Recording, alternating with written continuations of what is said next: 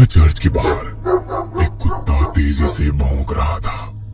तभी अचानक उसके सामने एक साया लहरा कर बाहर आया। उस साये को देखकर कुत्ते की आवाज उसके गले में ही बंद होकर रह गई। वो साया उसके आसपास लहरा रहा था। अचानक हवा में उस साये के साथ उड़ता हुआ वो कुत्ता उस चर्च के भीतर दाखिल हो गया। उसके भौंकने की आवाज अभी भी आ रही थी। कुछ देर के बाद हवा में उड़ता हुआ उसका शरीर वापस बाहर आया। इस बार उसके शरीर में प्राण नहीं थे। उसका पूरा शरीर सफेद था। मनाली शहर के बाहर एक पुराना चर्च बरसों से बंद था। उसके आसपास कोई भी नहीं जाता। कुछ दिनों के बाद कॉलेज के बच्चों की एक ट्रिप मनाली घूमने आई थी। रात के वक्त कॉलेज के कुछ बच्चे अपने टीचर को बिना बताए होटल से बाहर निकल गए। अरे यार, ये लोग तो हमें नर्सरी के बच्चों की तरह ट्रीट कर रहे हैं। ऐसे घूमने में क्या मजा आएगा। और नहीं तो क्या, यहाँ जाना है वहाँ नहीं जाना है, ऐसे करो वैसे करो, खाने का टाइम हो गया, सोने का टाइम हो गया। तो ज्यादा लड़कियों के साथ मौज मस्ती करेंगे, मगर लड़कियों को तो दूसरे होटल में ठहरा दिया। यहाँ अकेले दीवारों के साथ सर फोड़ो। अब होटल से निकलने के बाद क्या करना है बताओ। करना क्या है, चलो ऐसे ही रोड पर घूमेंगे। तीनों दोस्त बातें करते हुए सुनसान सड़क पर चले जा रहे थे। कुछ दूर चलने के बाद भी लोग उस चर्च के बाहर पहुंच गए। देख, ये चर्च कितना सुंदर लग रहा है। हाँ, सुंदर तो है, मगर ऐसा लग रहा है कोई यहाँ आता जाता नहीं है। शायद कोई पुराना चर्च है। अंदर चलकर देखते हैं। अंदर जाकर? नहीं, अभी रहने देते हैं, कल सुबह आएंगे। अरे कल सुबह? कल तो हमारे साथ प्रोफेसर वगैरह सब रहेंगे। वे लोग हमें खुद से दूर नहीं जाने देंगे। अभी चलते हैं ना, रात या दिन क्या फर्क पड़ता है। हाँ, वैसे भी हम लोगों के पास मोबाइल में टॉर्च तो है। बोरिंग सी ट्रिप में थोड़ा सा एडवेंचर हो जाएगा। मनदीप का मन नहीं था, मगर रोशन और जतिन के कहने पर वो उन लोगों के साथ उस चर्च के भीतर दाखिल हो गया। चर्च के अंदर जगह जगह जाले लगे हुए थे। जैसे ही मोबाइल की लाइट से उस चर्च के भीतर थोड़ी सी रोशनी हुई, चमगादड़ उड़ते हुए चर्च के बाहर निकल गए। लगता है ये बहुत टाइम से बंद है, तभी तो चमगादड़ ने यहाँ पर डेरा जमा लिया। यार, मुझे यहाँ की वाइब्स कुछ ठीक नहीं लग रही है, हम लोग चलते हैं। कहते हुए मंदिर पलटकर दरवाजे से बाहर निकलने वाला था, तभी उसके पैर किसी ने पकड़ लिया। वो जोर से चीखा। क्या हुआ? मेरा पैर किसी ने पकड़ लिया है। हैं? ये क्या कह रहे हो? कहते हुए उसने अपने मोबाइल का टॉर्च मनदीप के पैर की तरफ किया तो वहाँ पर रस्सी थी। उसे देख दोनों हंसने लगे। तेरा मन नहीं था ना आने का, इसलिए तू रस्सी से भी डर रहा है। कुछ नहीं, अंदर चलकर देख, यहाँ का आर्किटेक्ट कितना अच्छा है। कहते हुए वो उसका हाथ पकड़कर उसे अंदर ले गया। वे तीनों चर्च घूम ही रहे थे कि अचानक चर्च की लाइट जलने बुझने लगी। अरे, यहाँ पर लाइट कैसे आ गई? मुझे कुछ ठीक नहीं लग रहा, हम लोग यहाँ से चलते हैं।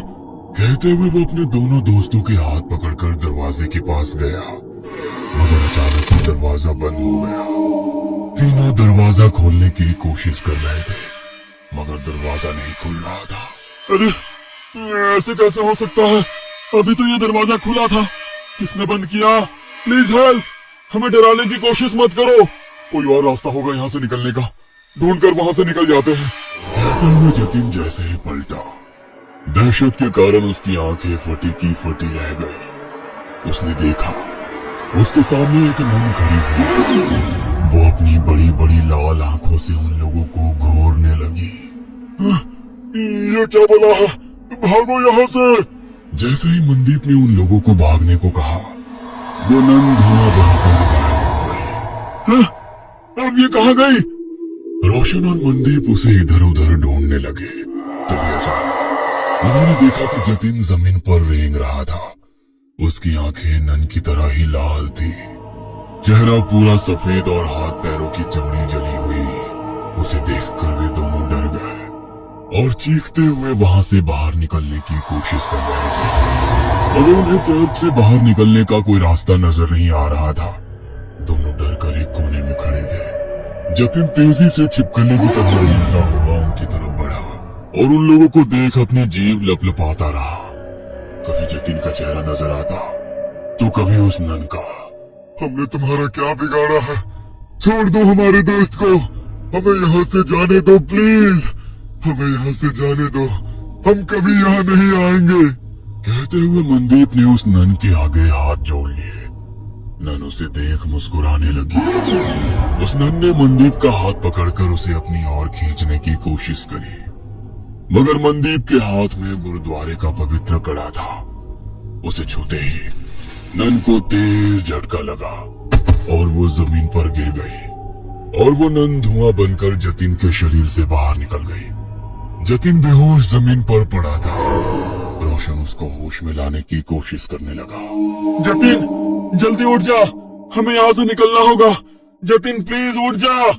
तुम लोगों को क्या लगता है कि तुम लोग इससे बच सकते हो?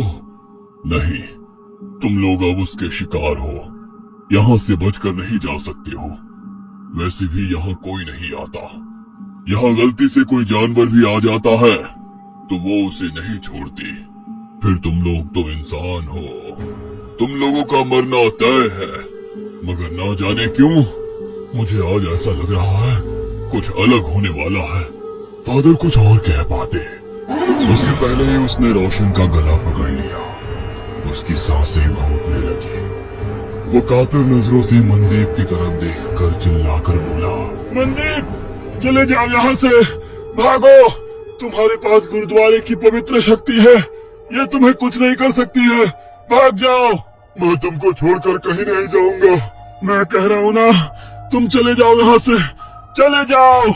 रोशन बार बार उसे जाने के लिए कह रहा था, मगर नन की पकड़ उसके गले पर तेज हो गई। उसके नाखूनों से उसके गले में गड्ढा हो गया। गले से बहते हुए खून को वो नन जीभ लंबी कर चाटने लगी।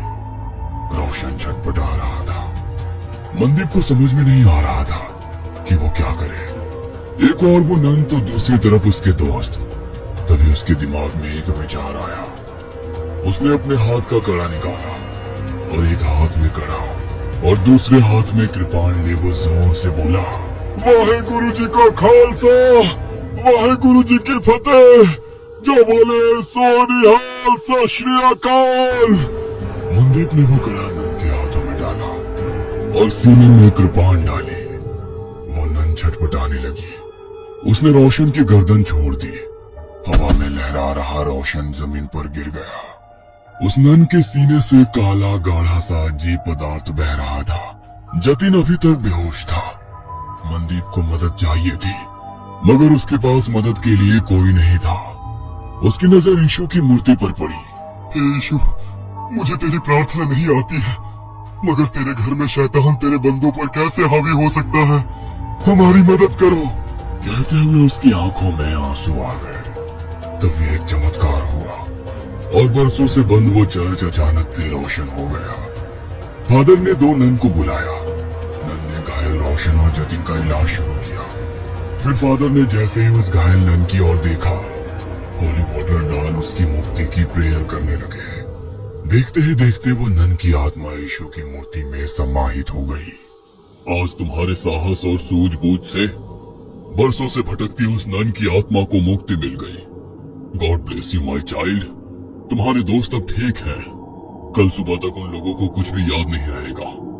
अब तुम लोग यहाँ से चले जाओ और आज की घटना का जिक्र किसी से भी मत करना। फादर के कहने पर मनदीप अपने दोस्तों के साथ होटल वापस आ गया। अगले दिन वे लोग जब मनाली घूमने के लिए निकले तो उसके दोस्त सब कुछ भूल चुके थे, मगर मनदीप उस खौफनाक रात को उम्र भर नहीं भूल सकता था। वो अपने साथियों के साथ उसी जगह से निकला तो मनदीप को कोई चर्च नजर नहीं आया। बस दूर खड़े वो फादर उसे देखकर मुस्कुरा रहे थे।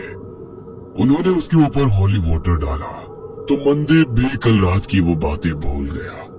मगर मनाली के लोग उन लोगों को कभी भूल नहीं सकते हैं, क्योंकि उनके कारण ही तो उन्हें इविल नन से छुटकारा मिला था। हमारे चैनल को लाइक सब्सक्राइब करना मत भूलना।